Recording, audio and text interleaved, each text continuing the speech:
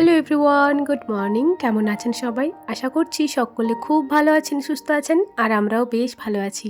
আমার আজকের আরও একটি নতুন ভ্লগে আপনাদের স্বাগত জানাই। আজ বৃহস্পতিবার সকাল 7:30 মতো বাজে আর এখন থেকে আজকের ভ্লগটি শুরু করছি। আশা করছি আমার আজকের ভ্লগটি আপনাদের ভালো লাগবে। ঘুম থেকে উঠেছি ওই 7টার সময় করে, আর উঠে পড়ে ব্রাশ করে নিয়েছি, আর তারপর দেখুন এখন জানালার পর্দাগুলো সরিয়ে দিচ্ছি। আজকেও বেশ অনেকটা তাড়াতাড়ি ঘুম থেকে উঠে গেছি, কারণ আজকে বৃহস্পতিবারে ঠাকুর পুজোটা করব, সে কারণেই তাড়াতাড়ি উঠলাম। আর তাড়াতাড়ি না উঠলে না কাজগুলো একদম সময় মতো করা যায় না। আর এই শীতের দিনে একটু রোদ্দুরের দেখা পেলে মনটা তো এমনিতেই খুশি হয়ে যায়, কাজের প্রতি যেন একটা আলাদাই এনার্জি পাওয়া যায়। আজ ভিডিও শুরুতেই একটা জিনিস আপনাদের সাথে শেয়ার করতে চাই। এই পাথরের মূর্তিটি আগের দিন পয়সের মামা এনেছে। আমার মায়ের খুব ইচ্ছা ছিল এরকম একটা পাথরের শিব মূর্তি নিয়ে এসে ঠাকুর মন্দিরে রাখার, তবে বক্রেশ্বরে এই মূর্তিগুলোর অনেক দাম বলছিল, কিন্তু শুশুনিয়া থেকে এটা এনেছে, বেশ কম দামে পড়েছে। এই পাথরের শিব মূর্তিটি 250 টাকা মতো নিয়েছে। মূর্তিটি কেমন হয়েছে অবশ্যই জানাবেন। সকালে চা খাওয়ার পরে এই যে বাসি কাজে হাত দিয়েছি, বিছনা টিছনা ঝেড়ে নিয়েছি, আর তারপর দেখুন এখন ঘরটা ঝাড় দিয়ে নিচ্ছি। আজকে তো সকালে সেরকম কিছু খাইনি, ঠাকুরকে জল দেবো তারপরে খাবো। অনেকদিন পর বৃহস্পতিবারে আজকে ঠাকুরকে জল দেবো, নয়তো বেশ কয়েকদিন তো শুধুমাত্র সোমবারেই জল দেওয়া হচ্ছিল, বৃহস্পতিবারে আর সেরকম ভাবে দিচ্ছিলাম না। মা দিয়ে দিচ্ছিল, তো মা বলছে আমি দিচ্ছি তো তোকে আর না দিলেও হবে। তো এই যে দেখুন আজকে কিন্তু আমিও জল দেব, আর তাড়াহুড়ো করে সকালের কাজগুলো কমপ্লিট করছি যাতে সময় মতো জলটা দিতে পারি। এমনিতেই শীতের বেলা বুঝতেই পারছেন হুড় করে পার হয়ে যাচ্ছে, তো সে কারণেই তাড়াহুড়ো। দালান ঘরটা ঝাড় দিয়ে সমস্ত নোংরাগুলো বার করে দিয়েছি, সিঁড়ির নিচে নামানো আছে। আর সিঁড়িতে যে জুতোগুলো ছিল সেই জুতোগুলো দেখুন এই পাশটিতে করে দিচ্ছি। সবাই ঘরেতে ঢুকবে বাইরে যাবে, ওই যে সিঁড়ির সামনেই নামিয়ে রাখবে জুতোগুলো। আর এই সকালবেলা এই সমস্ত জিনিসপত্র তুলে তুলে ঝাড় দিতে হয় বলি এই ঝাড় দিতে অনেকটাই সময় লেগে যায়। রান্নাঘরটাও ওদিকে ঝাড় দিয়ে পরিষ্কার করে নিয়েছি, আর এই যে এখন উঠানটা ঝাড় দিয়ে নিচ্ছি। আর উঠানটা ঝাড় দেওয়ার পরে দেখতে কি ভালো লাগে গো বন্ধুরা। রোজ সকালে একবারই তো ঝাড় দেওয়া হয়, তারপর সারাদিনে আর সেরকম ঝাড় দেওয়া হয় না, তো রোজ সকালে কিন্তু এতগুলো করে নোংরা বের হয়।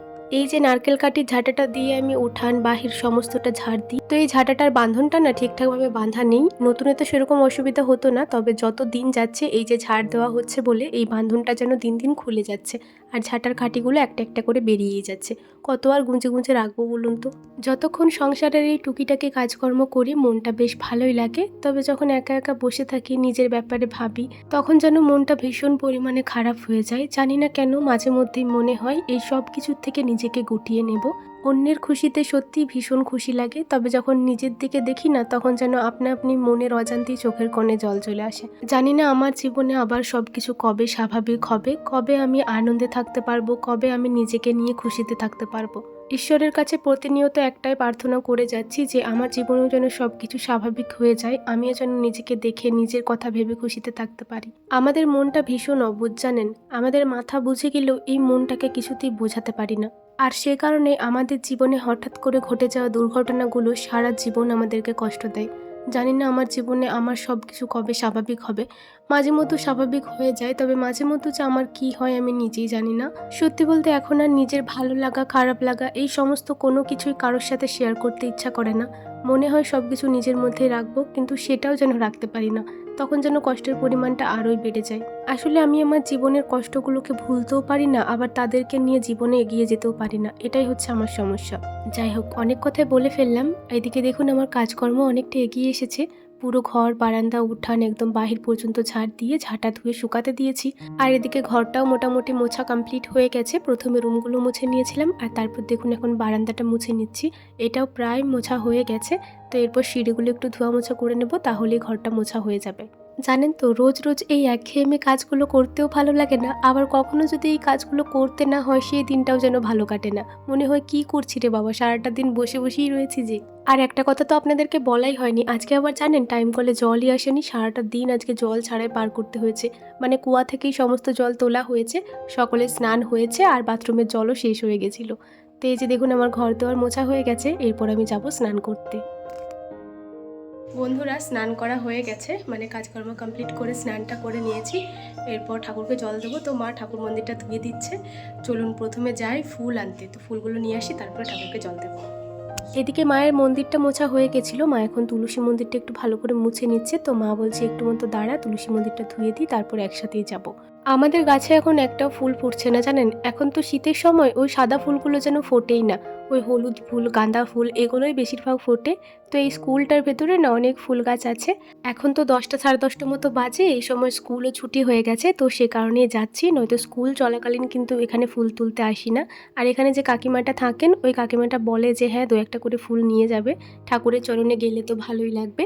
এখানে না লাল ফুলগুলোই বেশি রয়েছে আর নয়নতারা ফুলও রয়েছে, তবে লাল ফুল আবার তুলসী মন্দিরে দেওয়া যাবে না, তার উপর লাল ফুল তো শুধুমাত্র মা কালীর চরণে দিলেই ভালো। আর কি জানেন তো, সাদা ফুল হলে কি সব ঠাকুরকেই দেওয়া যায়, তো সাদা ফুল না পেলে কিছু করার নেই, এই লাল ফুলগুলোই নিয়ে যাচ্ছি কয়েকটা, মা তারা চরণে দেবো। আর নয়নতারা ফুলগুলো নিয়ে যাব কয়েকটা, সেগুলো আবার অন্য ঠাকুরকে দিয়ে দেবো। আর এখানে ফুলগুলো কি ভীষণ ভালো ফুটেছিল, খুব বেশি ফোটেনি, তবে যে কটাই ফুটেছিল কি বড় বড় আর কি সুন্দর দেখতে লাগছিল দেখুন। আর এই পাশটা পুরোটা জুড়ে এই ছোট ছোট নয়নতারা গাছগুলো এত বেরিয়েছে, আর ফুলগুলোও হয়েছে ভীষণ সুন্দর, খুব ভালো লাগছিল ফুলগুলো দেখতে। তো বেশি তুলবো না, যে কটা প্রয়োজন সে কটাই তুলে নেব, কারণ ফুলের সৌন্দর্য গাছেই বেশি ভালো লাগে, তবে ঠাকুরের চরণে গেলে তো এদেরও ভালো। তো এই যে দেখুন এই কয়েকটায় তুলে নিয়েছি। এপাশের গাঁদা ফুল গাছটাতে আগের বারে কয়েকটা মতনই ফুল ফুটেছিল, তবে এবারে দেখুন একদম গাছ ভর্তি করে ফুল ফুটেছে। আমি একটা করে দুটো নিলাম, এই যে একটা চাপ গাঁদা আর একটা এমনি খোলামেলা মতো গাঁদাটা, কি ভালো লাগছে দেখুন ফুলগুলো দেখতে। এদিকের আবার হলুদ ফুলগুলো বেশ ভালোই ফুটছে, তো এই হলুদ ফুলগুলোও মা বেশ কয়েকটা তুলে নিচ্ছে। আর এদিকে একটা ডিসেম্বরই গাছ লাগিয়েছিল, আগের বারে তো 6টা না 7টা ফুল ফুটেছিল, এবারে আবার দেখুন গাছ ভর্তি করে ফুল ফুটেছে। মাকে বললাম মা 2-4টে মতো নেব, মা বললো হ্যাঁ নে। তো আমি এই 4টে মতনই গুনে গুনে তুলেছি, কেন জানি না এত সুন্দর লাগছিল গাছটাতে ফুলগুলো দেখতে, হাতে আর তুলতে ইচ্ছা করছিল না। এই যে 4টে মতোই নিয়েছি, এটাতেই আমার হয়ে যাবে। এমনিতে দু একটা করে বেশ অনেকগুলোই ফুল হয়ে গেছে। আমাদের বাড়িতে তুলসী গাছটাতেও না বেশ ভালো তুলসী পাতা ফুটছে না, তো সে কারণে দেখুন এখান থেকে বেশ বড় বড় কয়েকটা তুলসী পাতাও নিয়ে নিল। আর এই যে সমস্ত জিনিসগুলো নিয়ে এখন এখানে নামিয়ে দিলাম। আজকে তো বৃহস্পতিবার, মা ঘট পাতবে, সে কারণে একটা আম পল্লবও তুলে দিয়েছি। মাও তো সকাল থেকে না খেয়েই ছিল লক্ষ্মীর ঘটে জল দেবে বলে আর লক্ষ্মীর ঘট পাতবে বলে। তো এই যে দেখুন মা লক্ষ্মীর ঘটটা পেতে দিয়েছে আর তারপরে জল দিয়ে পরে গেল, আর আমি এখন লক্ষ্মীর ঘটে ফুল জল দিয়ে দিচ্ছি, আর তারপরে ধূপের আরতি, প্রদীপের আরতি সমস্তটাই করে নিচ্ছি। এই ঠাকুর ঘরে যতক্ষণ থাকি মনের মধ্যে একটা আলাদাই শান্তি আসে, ভীষণ পরিমাণে শান্ত থাকে আমার মনটা, আর খুবই ভালো লাগে। তবে কি জানেন তো, হঠাৎ হঠাৎ করে মনের মধ্যে কী যে চিন্তা ভাবনা আসে, আর এমন মন খারাপ হয়ে যায় যে মন খারাপটা ঠিক করার কোনো উপায় আমি খুঁজে পাই না কখনোই। তো যাই হোক, এদিকে ঠাকুরকে জলটা দিয়ে দিয়েছি, আর এখন আমি ঠাকুরের জপটা করে নিচ্ছি। আপনারা সকলেই জানেন যে আমি গুরু দীক্ষা নিয়েছি, আর ওই গুরু দীক্ষার জন্যই প্রত্যেক দিন ধ্যান জপ করতে হয়। তো এই যে প্রথমে গুরু ধ্যানটা করে নিলাম, এরপরে গুরু জাপ করে নিচ্ছি। গরু জাপ করা হয়ে গেছে, এরপর ছোট ঘন্টাটা একটু বাজিয়ে নিলাম, আর এই যে ঠাকুরকে প্রণাম করে নিচ্ছি। এরপর ওপরে যে বড় ঘন্টাটা আছে ওটাও বাজিয়ে নেব, আর দুটো ধূপ ঠাকুরের কাছে দিয়েছি, আর দুটো ধূপ এই যে নিয়ে এলাম, একটা তুলসী মঞ্চে দেব আর একটা ঘরেতে দেব। তো এই যে এখন তুলসী মঞ্চে প্রণামটা করে নিচ্ছি। এখন শীতের দিনে সমস্ত গাছগুলোই কেমন হয়ে যাচ্ছে দেখুন, পাতাগুলো যেন আপনা আপনিই ঝরে যাচ্ছে, এমনকি তুলসী গাছের পাতাগুলো আপনা আপনি ঝরে যাচ্ছে। এই শীতটা পেরোক, তারপরে আরও একটা তুলসী পুও ভালো করে লাগিয়ে দিতে হবে। তো ওই তুলসী গাছে যে চাদরটা দেওয়া ছিল এটা হালকা মতো তুলে দিয়েছি, আর এই যে এখন আরেকটা যে ধূপ ছিল ওই ধূপটা নিয়ে সারা বাড়িতে দেখিয়ে নেব। আর এই গেটটার কাছে একটা ছোট্ট মতো ফুটো করা আছে, ওখানে এই ধূপটা গেঁথে দেবো। চলুন, আমার পুজো দেওয়া তো হয়ে গেছে, অনেকটা দেরিও হয়ে গেছে, 11:30 মতো বাজে এখন। তো এখন আমি সকালের খাবার খাবো। আজকে সকালে মুড়ি খাবার ছিল আলু সেদ্ধ, আর আলু সেদ্ধর সাথে আজকে ছিল আমার প্রিয় খাবার মানে দুধ। গরুর দুধ আমার ভীষণ প্রিয়, মুড়ির সাথে তো আরোই ভালো লাগে। তো এই দুধ মুড়ি আলু সেদ্ধ আমার কাছে যেন অমৃত। তো এই যে দুধ মুড়ি আলু সেদ্ধ দিয়ে সকালের খাবারটা খেয়ে নিচ্ছি, আর আজকের খাবারটা বেশ তৃপ্তি করেই খেলাম। এই মুহূর্তে অনেকটাই সময় পার করে ফেলেছি, সন্ধ্যা 5:30 মতো বাজে এখন। সকালে ওই যে মুড়ি খাবার খেলাম, আর সেরকম কোনো ভিডিও শ্যুট করা হয়নি। এখন সন্ধ্যাবেলা খাওয়ার জন্য একটু জলখাবার বানাবো, সেটাই ভাবলাম আপনাদের সাথে শেয়ার করি। তো এখন শীতের দিনে তেলটা কেমন চাপ চাপ হয়ে যায় দেখুন। ওদিকে কড়াইয়ে তেলটা গরম করতে দিলাম, আর মায়ের এদিকে আটাটাও প্রায় মাখা হয়ে গেছে। আজকে চায়ের সাথে খাওয়ার জন্য লুচি বানানো হবে, আর শীতের দিনে চা লুচি খাওয়ার মজাটাই আলাদা। তো এই যে দেখুন মায়ের ওদিকে আটাটা তো মাখানো হয়ে গেছে, এদিকে তেলটা এসেছে কিনা দেখার জন্য একটা ছোট্ট মতো আটার টুকরো দিয়ে দিলাম। তো দেখছি বেশ ভালোই তেলটা চলে এসেছে, আর এটা অবশ্যই আমি সবসময় উনুন বুড়িকে দিয়ে থাকি। তো এই যে ছোট্ট মতোটা ভেজে তুলে এখন উনুনকে দিয়ে দিলাম, এরপর আমাদের জন্য লুচি ছাকা হবে।